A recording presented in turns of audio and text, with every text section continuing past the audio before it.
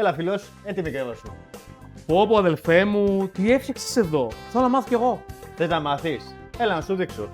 Ανοίγουμε το ζυμάρι βάζοντας την κατάλληλη ποσότητα. Προσέχουμε και το ανοίγουμε ομοιόμορφα σε όλες τις άκρες και να έχει το ίδιο βάρος παντού. Γυρνάμε το φύλλο μας και το πάμε στο κατάλληλο μάτι. Εδώ ξεκινάμε τη διαδικασία παραγωγής. Βάζουμε το κρασί ομοιόμορφα και περιμένουμε.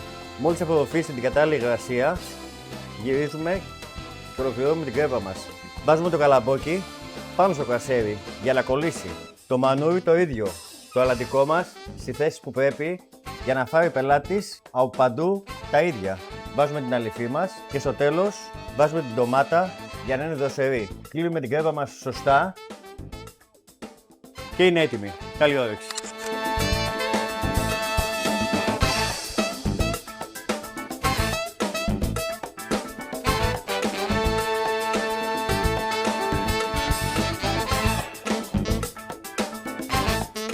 Για να μην μπαίνει στον κόπο, έλα να στη φτιάξουμε εμείς. Στην Πουγάτσα Παντελής, Κωνσταντίνου Καραμαλή 112.